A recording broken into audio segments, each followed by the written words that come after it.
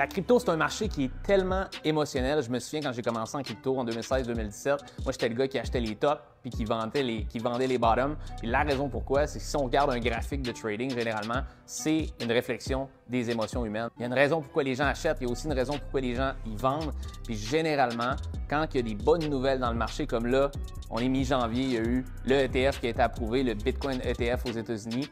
Puis une bonne nouvelle comme ça amène généralement une baisse au niveau du prix. Puis généralement, quand il y a des mauvaises nouvelles, on se souvient du CEO de Binance, CZ, qui a step down comme CEO avec une amende de 4 milliards. Mauvaise nouvelle, le prix est parti d'environ 30 000 jusqu'à 49 000. Fait que vous allez voir qu'à force d'être dans le marché, vous allez comprendre que généralement, les mauvaises nouvelles attirent les gains au niveau des prix. Puis ensuite de ça, les bonnes nouvelles vont finalement être tout le temps le contraire de ce qu'on pense. Puis c'est comme ça que le marché manipule le prix. Puis c'est comme ça souvent qu'on se fait avoir en tant que nouveau dans la crypto. Une astuce pour être capable de contrôler tes émotions, il y a un outil qui s'appelle le Fear and Greed Index sur Google.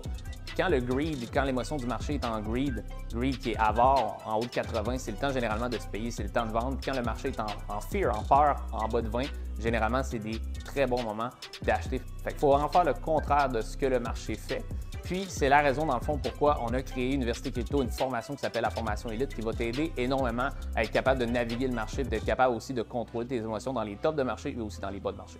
Mais la meilleure stratégie, c'est de stick to the plan, c'est d'avoir un plan précis qui te permet de pouvoir naviguer les hauts et les bas de marché, parce que c'est comme si dans ton GPS, tu n'as pas de destination, mais c'est sûr que quand il arrive des situations que tu n'es pas prêt, tu vas être émotionnel puis tu ne sauras pas comment réagir. Mais si tu as une destination précise avec un plan précis, ça va te permettre d'enlever toutes les émotions au niveau de ton plan de trading.